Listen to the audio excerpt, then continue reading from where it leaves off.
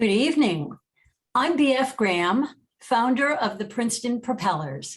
And on behalf of the Princeton Area Alumni Association, Quadrangle Club, and our partner in tonight's program, the MIT Alumni Club of Princeton, welcome to this special propeller on electrochemical energy storage towards planetary decarbonization and profitable sustainability.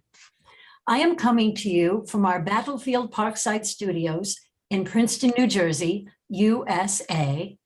And tonight's speaker, MIT Professor of Materials Chemistry, Donald R. Sadoway, is coming to us from Cambridge, Massachusetts.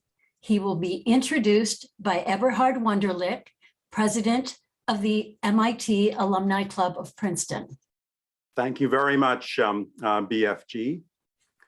It is indeed a pleasure to be able to introduce Professor Donald Sadoway as part of this special joint event with the Princeton Propellers. The MIT Club of Princeton has adopted the theme of creating a sustainable planet for our key events. And tonight's speaker is in fact a world-renowned leader in this area of sustainability. I would like to thank MIT alums Frank Ramore and Dr. Larry Sobel for facilitating the initial contact with our distinguished guest for this evening. Dr. Donald R. Sadoway is the John F. Elliott Professor of Materials Chemistry at MIT. He has been a professor in the Department of Materials Science and Engineering at MIT for over 40 years. His research seeks to establish the scientific underpinnings for technologies that make efficient use of energy and natural resources in an environmentally sound manner. He and his team then work to turn the research discoveries into practice. His group Sadoway Lab pioneered liquid metal battery technology that led to the founding of the innovative company Ambri. Ambri is focused on solving the energy storage needs for large commercial applications. Dr. Sadoway is co-founder of Ambri, as well as its chief scientific advisor and board member. He is recognized as the world leader in battery technology. After teaching freshman chemistry for over 25 years, he now lectures at MIT in classes on energy and other subjects.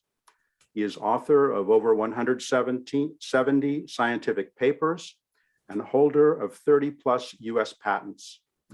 Dr. Sadoway pioneered the development of molten oxide electrolysis and co-founded the company Boston Metal that is producing metals with no CO2 emissions.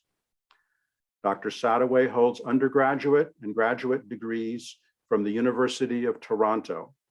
In 2012, he was recognized as one of the 100 most influential people of the year by Time magazine for his work on the liquid metal battery.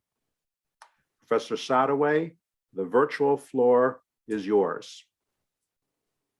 Okay, thank you. And thank you to Princeton and to the MIT Alumni Association for this opportunity to speak. I wish I were there, but we'll press on just the same. And I hope I can convey some of my enthusiasm. So let me see if I can share this screen and do this correctly. So I'm supposed to hit this button here. Okay, how's this? Does that look good? All right, so I'm going to talk about deep decarbonization and profitable sustainability. And I'm going to give you two vignettes because I want to keep my remarks brief.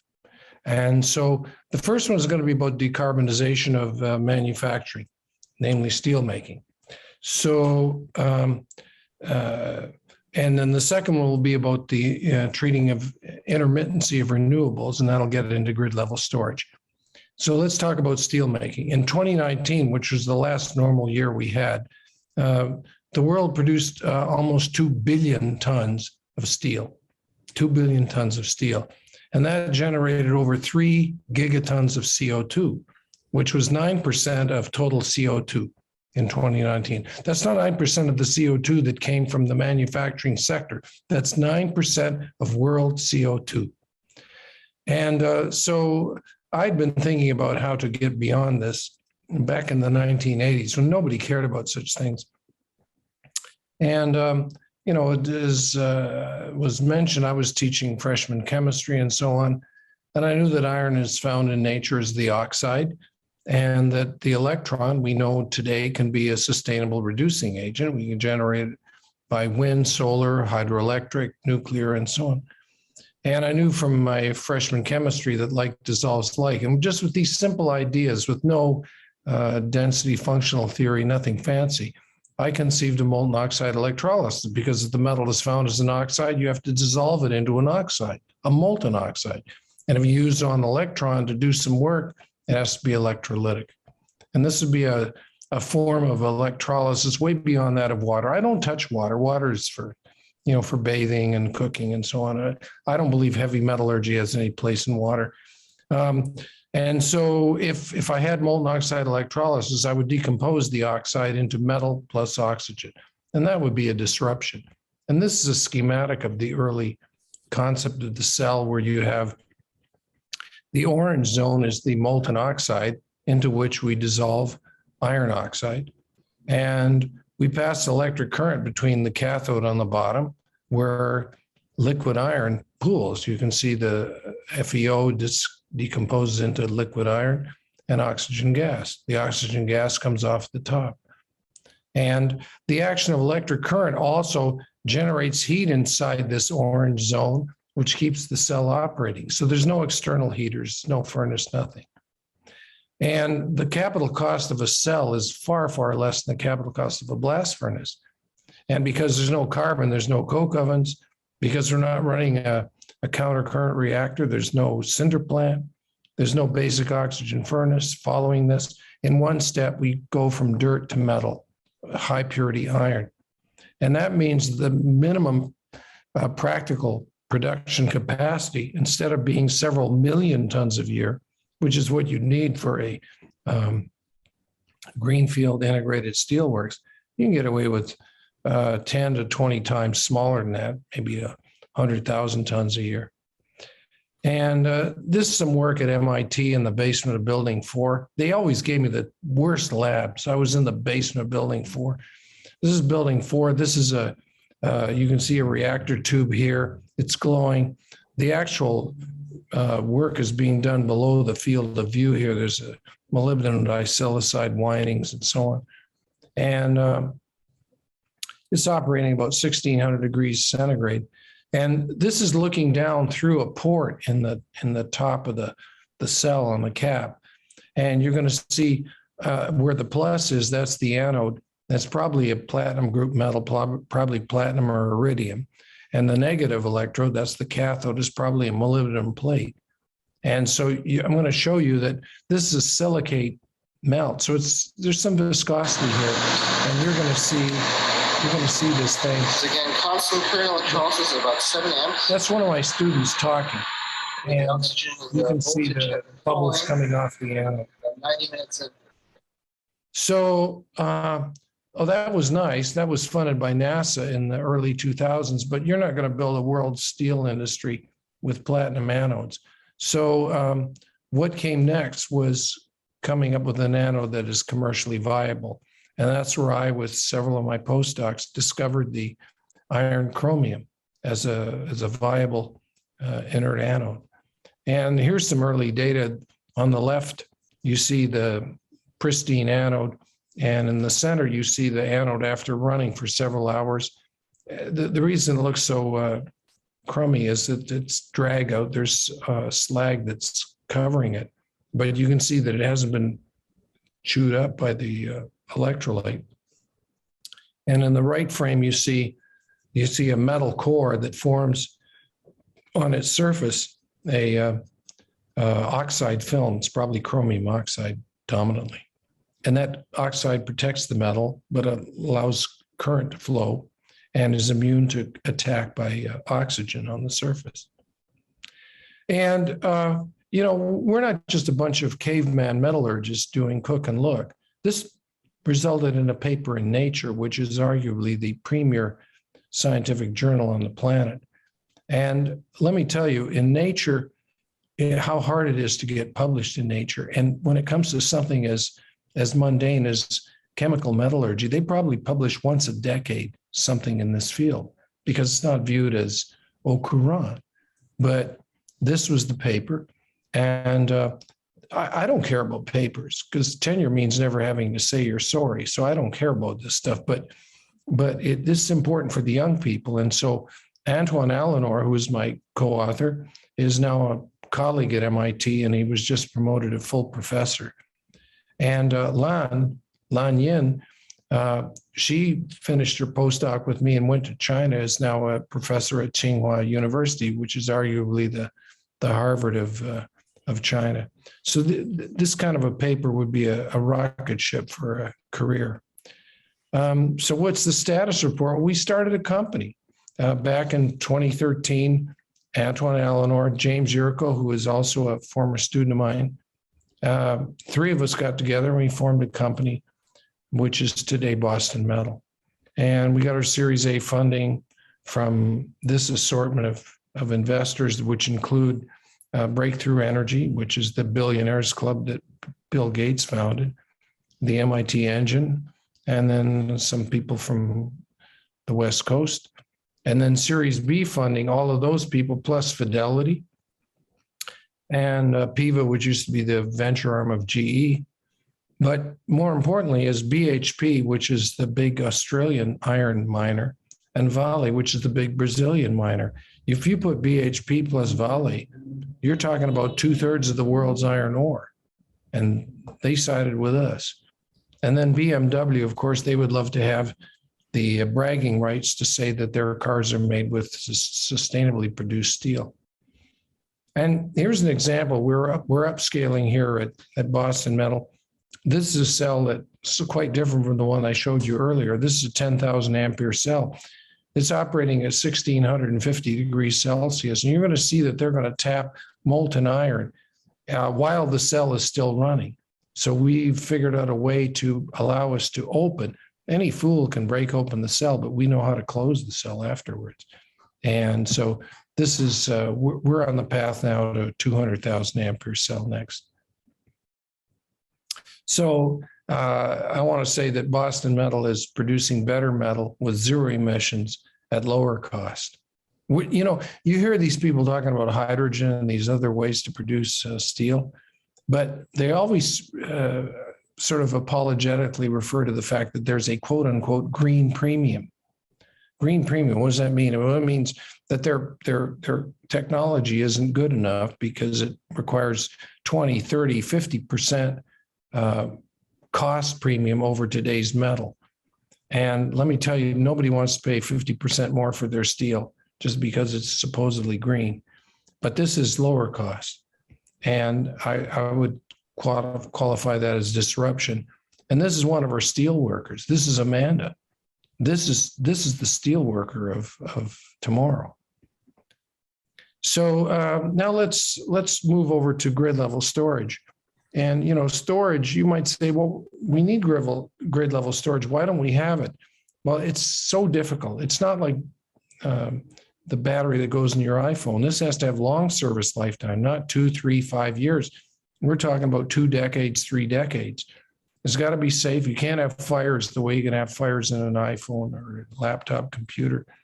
And it has to be operationally flexible. It has to be both power burst and it has to be long duration delivery of power.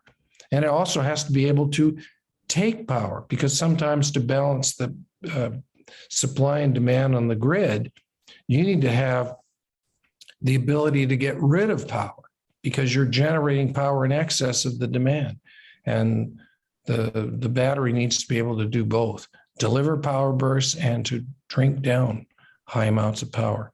And ultimately, this has to be low cost because it's not battery versus battery, it's battery versus combustion. So I could give you a really fabulous battery if I didn't have to include all 4 of these. If I just had to include all 3, I'd give you a gorgeous battery, but it would come in at a NASA price point. Nobody wants that. So I reasoned when I started this work, probably around 2005, that cost had to be premium. So I coined this term cost-informed discovery. You know, the model of research at the university doesn't work in this sector. The university is, you know, invent the coolest chemistry, publish in the biggest journals, and maybe there's a startup company in the midst of all that, but that's not going to work in this sector. In this sector, you have to think about cost on day one, not cost on day 1001. So I started with cost. So that meant confine chemistry to earth abundant elements. And I say, if you want to make a dirt cheap, make it out of dirt, and preferably local dirt, because that way you have a secure supply chain. And boys, COVID taught us that. And make it easy to manufacture. The lithium-ion battery is such a complex device. That's why when you build the factory, they call it the gigafactory, because it costs $5 giga. I could build you 2 integrated steelworks for that kind of money. And pose the right question. I didn't say, how do I make a big battery? I just said a colossal cheap storage device. And one of the things I learned is in a capital intensive, risk averse sector, don't go to the experts, because they're all naysayers. I don't listen to the experts.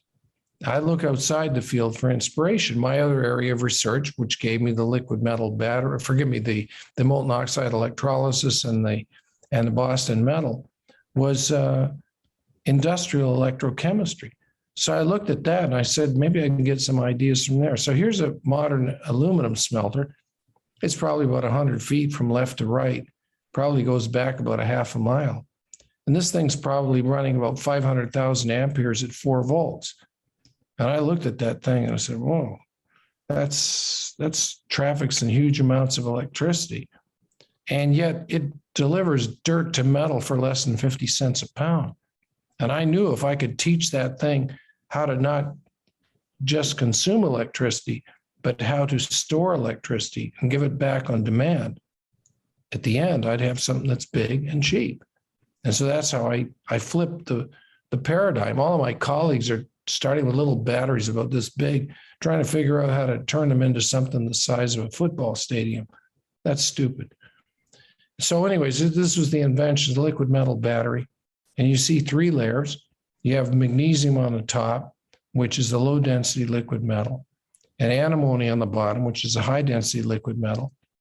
And they have different electronegativities. So there's a voltage difference, but you need an electrolyte, and you can't use aqueous or organic. So we went to molten salt. And it turns out the magnesium is insoluble in the salt, and the salt is insoluble in the antimony. So these 3 layers lie on top of one another, just like salad oil and vinegar, only we have 3 layers instead of 2. So I don't need any membranes, no separators, very simple method of construction. And when the battery discharges and charges, the current flow generates heat, just as you feel when you're charging or discharging your lithium-ion battery. But that's a threat for lithium-ion. And in this case, we took that threat and turned it into an asset. And that's what keeps the battery at elevated temperatures, to keep these metals and the salt liquid. So on discharge, the magnesium wants to alloy with the antimony, but it can't pass through the salt. But if it becomes the magnesium ion, then the magnesium ion can pass through the salt and the electrons will go through the external circuit. And then over time, the top layer gets thinner and the bottom layer gets deeper and generates heat. And then when we want to recharge the battery, we're essentially electrorefining magnesium out of the antimony. And so now we, by the action of electric current, regenerate the liquid magnesium on the top, high purity magnesium. We're purifying the salt and we're purifying the antimony. So we return the battery to its pristine initial condition and generate heat. So this action of discharge, heat, weight, charge, heat, weight, that allows this battery to operate without external heaters and so on. But I gave you an example of magnesium and antimony, but there's a plurality of options. For the top electrode, there's a all of these, most electropositive elements, we did work with magnesium, there's lithium, there's sodium, there's calcium, which we're working with today, and so on. And for the bottom, I showed you antimony, but we can work with others. We can work with bismuth. We work with bismuth. We work with lead. We work with tin, even up to zinc. So this allows us to treat this as a platform technology, and depending on the local conditions, we can tweak the battery composition.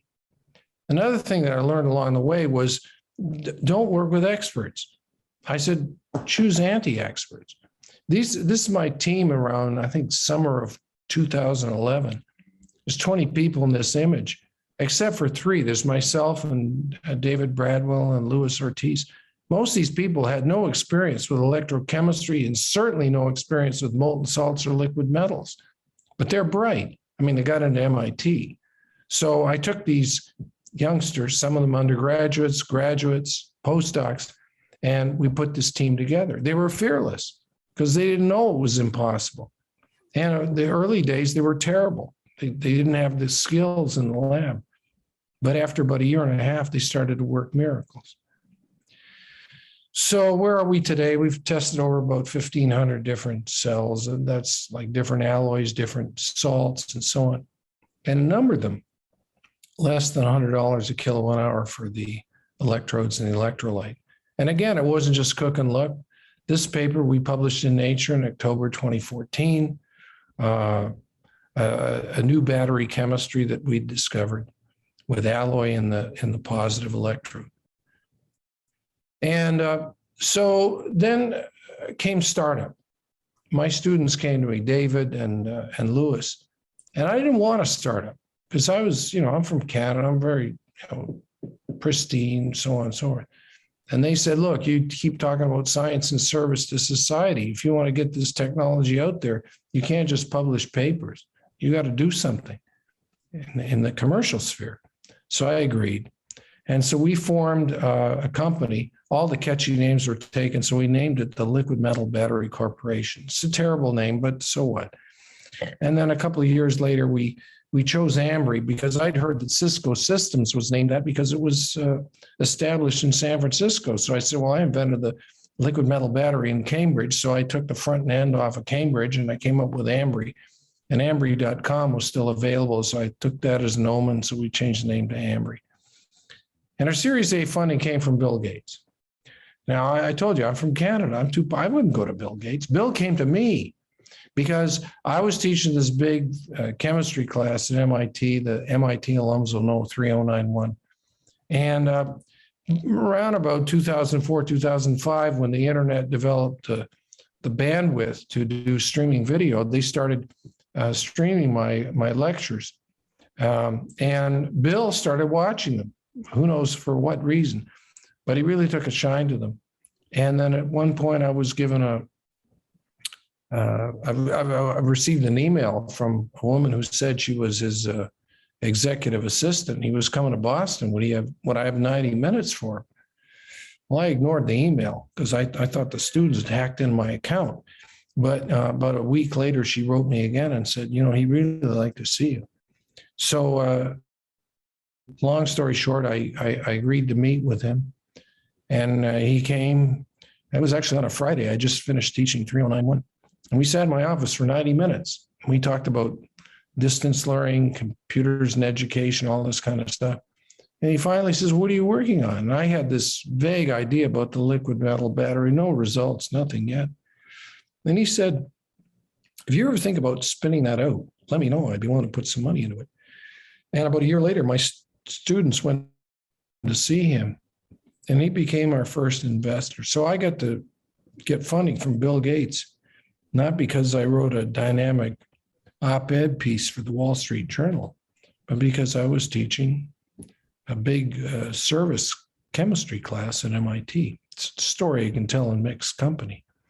And then Total, the big French energy company, was interested in SunPower out of San Francisco. And they knew that SunPower without storage was incomplete. And they were looking for some new technology. And when they came upon me, they said, let's put some money here. So between Bill Gates and Total, that was how the company started.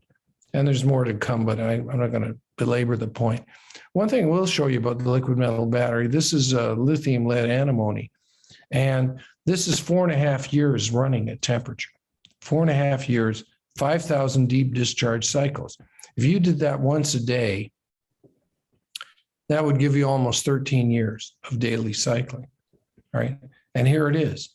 It's retaining plus 99% of nameplate capacity. If you put lithium ion on this graph, it would crash through the x-axis probably at around 1,500 to 2,000 cycles. And it's not just that chemistry. What we're running right now at Ambri is calcium antimony. And again, the same thing. It just holds its charge and doesn't fade the way lithium ion does. So right now, they're building upscaling to something, and we realize that we have to think about shipping. And so we use the 40-foot shipping container as the basis for upscaling. So this is 1/4 of the 40-foot shipping container. It's 10 foot. And so in here, we can put about 1 megawatt hour at C/3, which is about 350 kilowatts. And it weighs about 15 tons. So it's got its own anti-theft device built in. And it's about 67 watt hours per kilogram, which is about half of that of lithium ion, but who cares? It's not going to move. And it's cheap. Calcium, antimony, calcium chloride, that's the salt we throw on the road in the wintertime. And it's priced far, far less than lithium ion. And it's not flammable. You can shoot bullets into this thing, it won't catch fire. And we don't have to go to Congo or to Russia to get the materials that go into this thing. So those are the two vignettes. And then I was thinking, well, maybe I get time for a bonus round. Let's see, it's 7:28. I think I'm going to squeeze in one more thing. Pardon me. So I just want to say something about electric vehicles encountering bumps along the road to widespread adoption. And this is a plot that Bloomberg New Energy Finance put out. They took the data from 2010 to 2015, 2016. And they fed it to a semi-logarithmic plot. And from the slope of that plot, they declared that there's a 19% rate of learning, which I don't believe. Because each one of these drops from 2010 to 2016 is associated with a physical event. It's not just people trying, just getting better at it. It's not like practicing the piano or something. So anyways, they're forecasting $73 a kilowatt hour by 2030. I think they're just completely wrong. And you read the press this year, you see all of these reports about the shortages. This is a lithium pricing has gone up by 500%, stuff like this. So I said, all right, let's look at where these guys are. It's 2022. Where are we? Maybe I don't believe these numbers, but let's say we'll take them at their value. It's $109 a kilowatt hour. That's for the cell. That's not for the pack. It's certainly not for a 100 megawatt hour facility. But let's just go with the cell price. And with what's happening right now in the world with the supply chain constraints and so on, the polite thing you could say is that the price is going to not continue to fall. It's going to stabilize. But I think the price is going to start to rise. We're going to see that because the positive electrode in lithium ion has nickel oxide and cobalt oxide. And both of those things are highly constrained resources. So what's the response? In this country, it's to onshore the battery metals. And I claim that's a lame response. I think the proper response is to break the reliance on lithium ion chemistry. And that means to invent a new battery chemistry. And my parameters are no cobalt, no nickel, no manganese, no graphite, no lithium, and no fire. No flammable volatile electrolyte. You remember this story. This is just from about a month ago, that ship coming across from Portugal to Rhode Island catches fire, and there's about 1,500 electrics. Once the fire got to the electric vehicles, that's game over. They just took a helicopter and moved all the crew off of the ship, and it just sank. So you say, well, if the case is so compelling, why aren't we seeing a plurality of new chemistries? Well, let's just remember there's certain facts here. These are observations. This is not me being a psychologist. These are just my observations. The automakers never invest in long-range research. They're impatient. They want a battery that they can put in a car on the assembly line this afternoon. So they're not investing, and so nobody is pushing on that one. And battery makers, you realize the lithium-ion battery did not come from the battery industry. In 1990, the rechargeable battery of note was the nickel metal hydride battery. Lithium-ion did not come from any of those producers. It came from Sony because Sony wanted better batteries. So the successor to lithium-ion is either going to come from upstream, people that don't want to get involved in nickel, manganese, cobalt, graphite, or downstream, people that really want a better battery that doesn't catch fire. But it's not going to come from any of these people. So right now, you're stuck with universities and startups. That's the thing. And those people are all stuck with whatever the government agencies will fund. And let's not forget that the battery, in fact, was invented at the university by a professor, Alessandro Volta. And this is his first battery, a stack of coins consisting of zinc and silver separated by cardboard, soap, and brine. And what he gave us with this invention was not just electric current, which then could be used in things like electroplating and electroforming. But for the first time, we had electrons in motion, which gave birth to the electric age. I mean, he does not get enough credit. Everything that we know comes from this invention. It's just incredible. And just to show you one more feature associated with the resource constraints, copper. How do you think we're going to complete this energy transition from fossil fuels to all electric without adequate copper? There hasn't been a new copper mine announced for at least 2 years. And I maintain the copper shortage will stall electrification. And mining is not the solution. It's an important part of the solution, but you have to have innovation in copper extraction. The current process is filthy.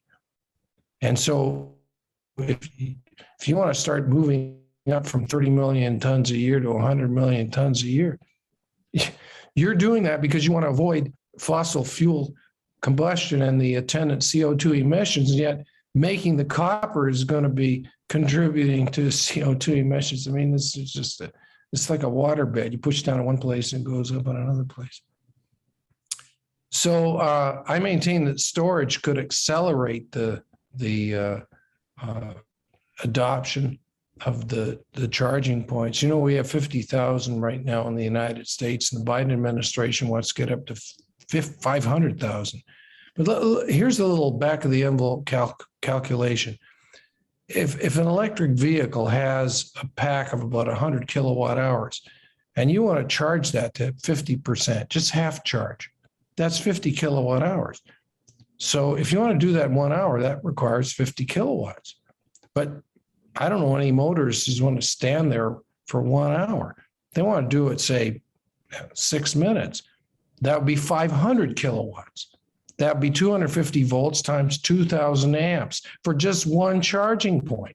If you're on an expressway, you see people refueling their cars. There might be 10 of them standing side by side, each of them pumping gasoline. You're going to put 10 2,000 ampere cords side by side? No. So what I say is put storage at the charging point. So you have something that's storing several hundred kilowatt hours right there. And then what you have is B2B. It's not business to business, it's battery to battery. Motors pulls up, quickly drains the battery that's in place. And that means less copper. So here's my take on it. This is some work that I've done with aluminum and sulfur beyond lithium. And this is a paper that I've submitted to Nature, and it's been accepted. And in the next month or two, it should appear.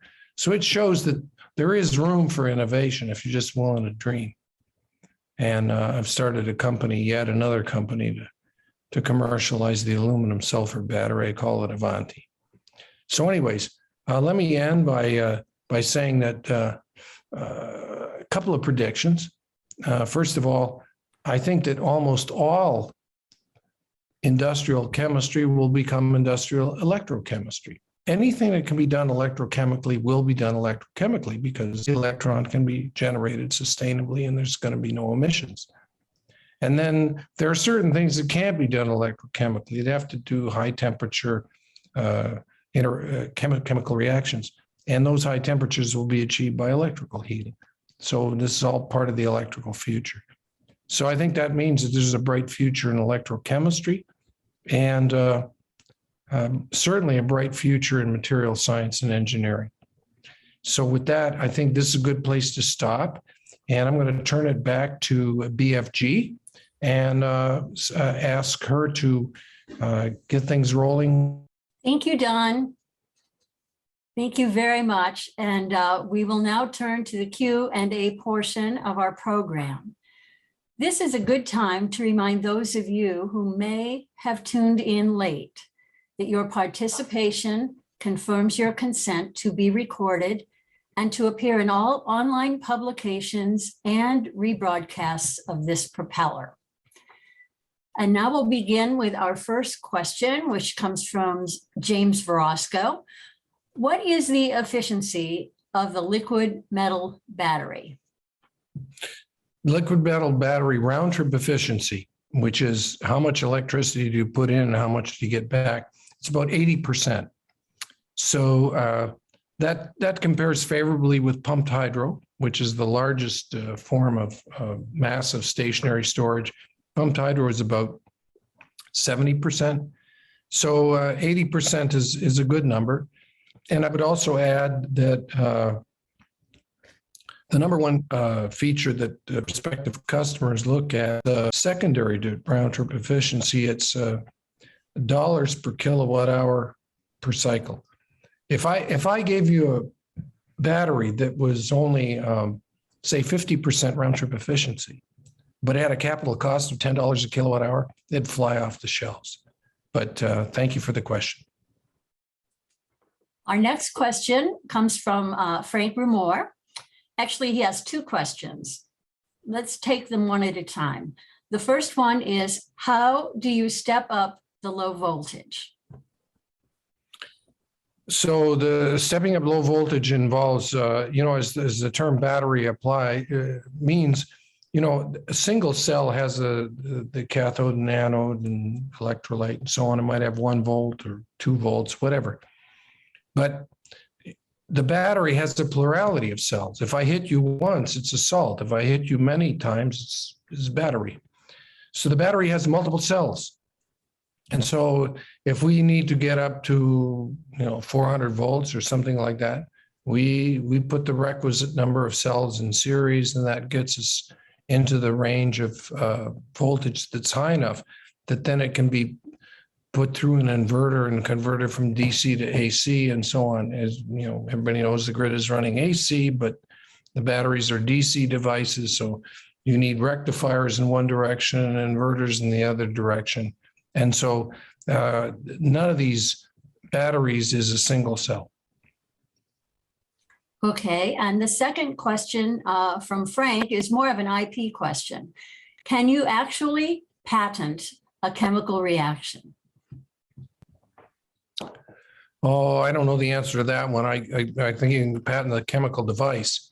I think probably you got to ask that question of some patent attorney. But from my perspective, it's the application of the chemical reaction in a specific setting, whether it's to electroplate or to electrowind metal or to drive a battery.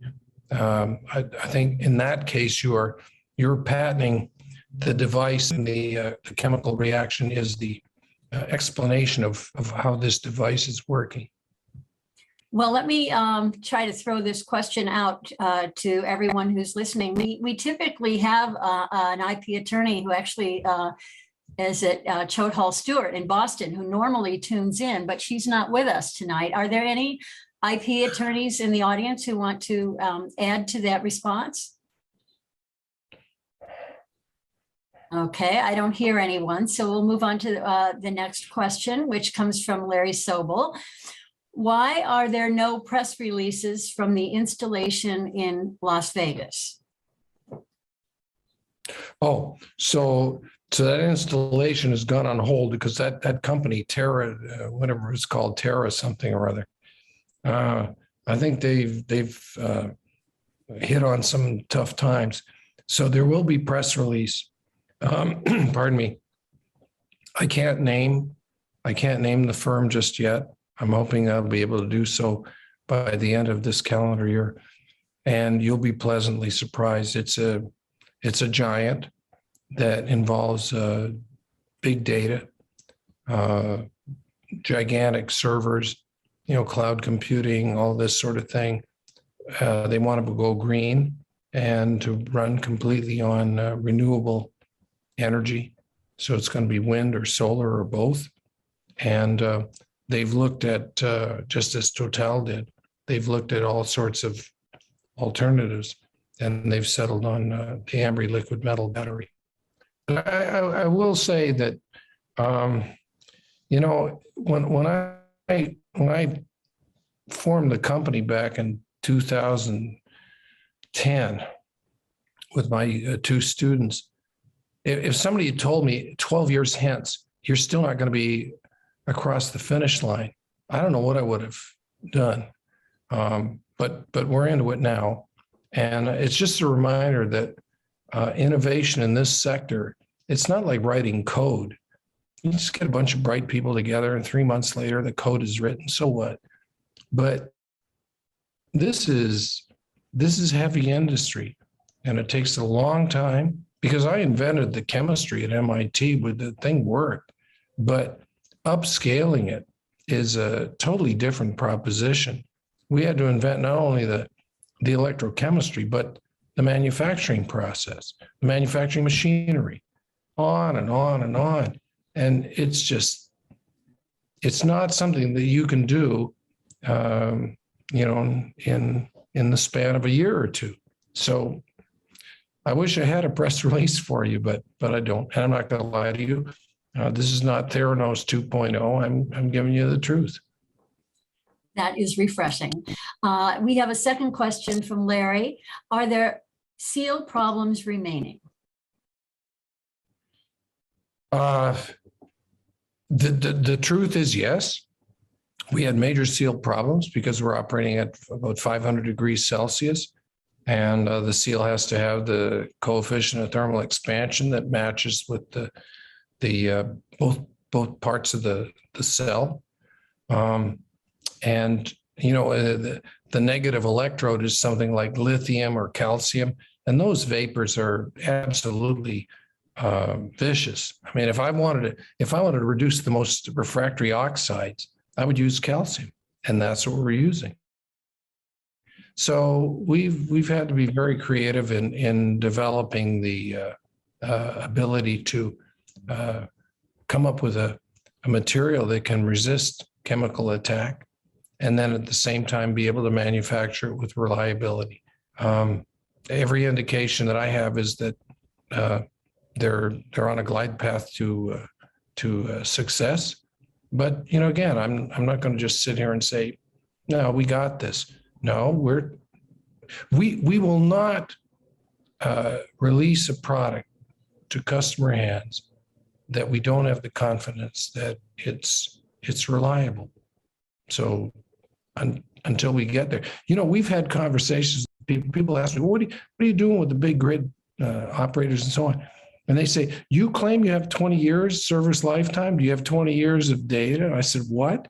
Yeah, they want 20 years of data. I said, well, what about Arrhenius? What if I do accelerated testing? These guys didn't go to chemistry class. For them, if I claim that I have 20 years, they want to see 20 years of data. So the bar is really, really high. Next question comes from Ed Sproles. Is there a non-carbon electrode for the aluminum reduction cell? There is, and I know about this because one of my students who you saw in the founding of Boston Metal, Jim Yurko, he's now the head of metals procurement at Apple. And when Lisa Jackson became the sustainability officer of Apple, she demanded that all the metal that they use has to be sustainably sourced. In fact, at one point she said they can use no virgin metal. All the metal that Apple uses has to be recycled. Everyone, what? We can't meet that requirement. So they said, okay, as long as it's sustainably produced. And of course, they're building all their stuff in China. And the Chinese aluminum is the filthiest aluminum on the planet because they burn coal to make electricity and then they generate CO2 in the aluminum smelting process. So Jim called me up and he says, we got to go on a hunt to look for an inert anode that could enable carbon-free production of aluminum. And so we discovered that there's some people at Alcoa that I'd known back 30 years ago. They had something, but Alcoa was in poor financial straits. In fact, they divided, and the smelting people were sort of castaways. But we went to see them, and we said, well, why can't we see where we can go with this aluminum anode? And long story short, with Apple's catalyst, they were able to get Rio Tinto, which is in Quebec, and they have access to the cheap hydroelectric power. And Alcan out of Pittsburgh, which has the inert anode chemistry, put them together in the same room and say, you have the cheap carbon-free carbon-free electricity, and you have the inert anode. And they formed this joint venture called Elysis, and that's what you see in Quebec today. So they're building the smelter up on the Saguenay River, up near Chicoutimi, Arvida, and you will see carbon-free aluminum being produced. Don, are you able to look at the questions in the chat box? We have a question from Tomas Gonzalez, and I can only read the English, not the chemistry. Are you able to see it? I can read part of it, and you could maybe read the rest of it. Can the direct? Yeah, okay. I'll give you the initials then.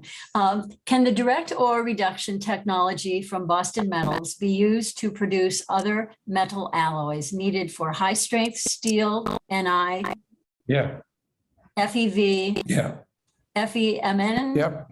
FeSi, Yep. FeCr, or Yep. for processing ore for rare earth elements? The answer is yes. Boston Metal has already done ferrochromium. The very first metal they did in upscaling was manganese. They're doing ferroniobium and ferrotantalum down in Brazil, and vanadium as well.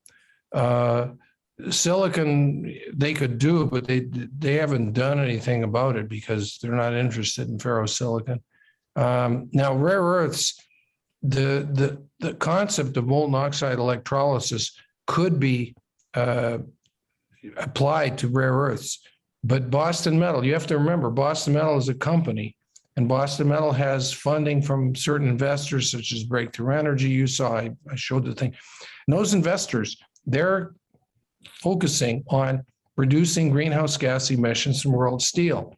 And this is a fledgling company that has to upscale for the first time. If Boston Metal decides that they're going to move their focus away from steel and start making rare earth metals, which are much more high value added, but that's not what the investors were investing in. you're going to have some kind of there's going to be some tension in that relationship. But scientifically, the answer is yes. And I've told you that many of those ferroalloys they've already made anyways. And I made ferronickel at MIT, and I made ferrochromium, and Jim Yurko and I were in a company called 22 Ti. We made titanium in one step from titanium dioxide to make liquid titanium with no carbochlorination, no titanium tetrachloride, no magnesium reductant, no dioxins. It's just a fantastic technology. I want to loop back to the IP question about patenting chemical reactions. Excuse me. We have a response from Bill Ayers, who says you cannot patent chemical reactions. You can just patent methods and apparatus. So I hope that clarifies the IP question for everyone. And now we have a question from Eberhard, who says, thank you for this great presentation. He would like to know, the liquid metal battery clearly has an advantage for large applications, but how small do you think it might be able to eventually be to still have an advantage over other batteries? So the liquid metal battery needs to have a certain critical size. Otherwise, the heat losses on the periphery are exceeding the heat generation in the interior. And so the practical, what we found at Ambri is that once you get up over about 10 megawatt hours, then the thing is sustainable. If you get to 100 megawatt hours, it's really stable. But if people ask me, well, suppose I have a single family home and I've got some solar panels on the roof, would liquid metal work in that application? The answer is probably not, because the single family home probably needs something on the order of 100 kilowatt hours or so.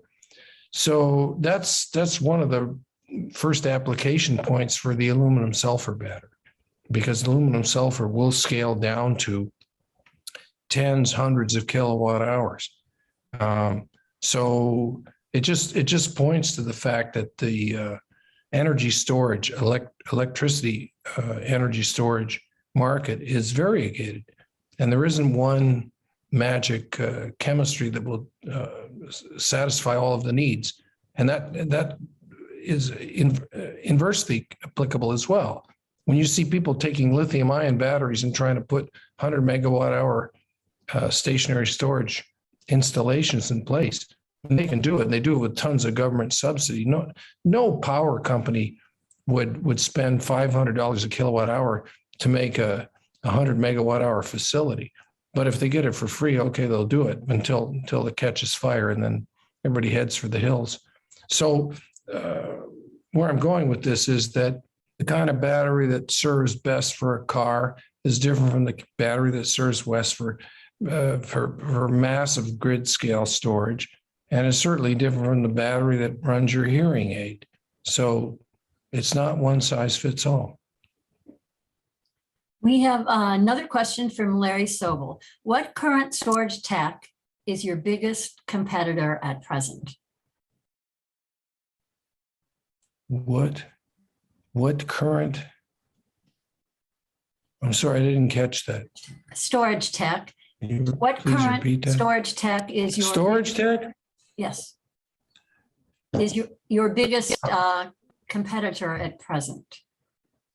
I can't name the biggest competitor. The only other people out there trying to do massive stationary storage, there's some people looking at other battery chemistries, but there's nobody out there that's selling product in the marketplace. So I'm not going to talk about aspirants. There's all kinds of people claiming that they're doing this, that, and the other thing, but I don't see anybody else in the marketplace. I have a question.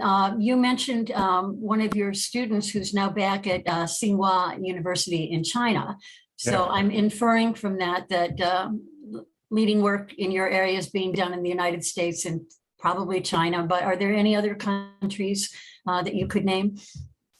Yeah, so the liquid metal battery.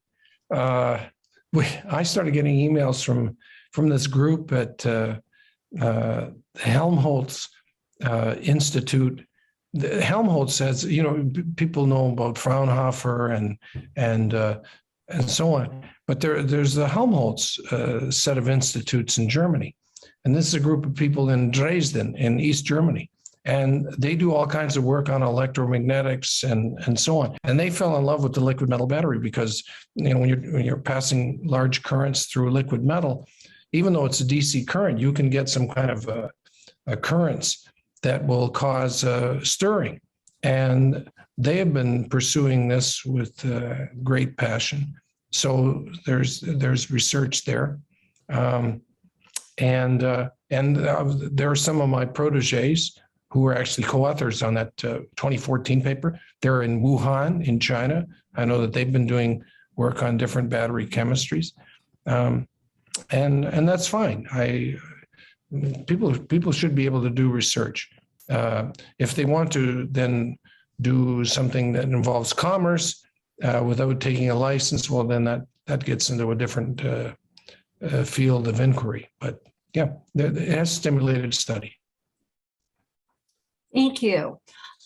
I believe that I've seen no further questions, and so that concludes the Q&A portion of our program. A big propeller thank you to Donald R. Sadoway for tonight's remarkable talk on electrochemical energy storage and the promise it holds to move us towards planetary decarbonization. We also thank our attendees, an ever-growing audience of entrepreneurs, navigators, and the curious. And now I have a special flight announcement to make.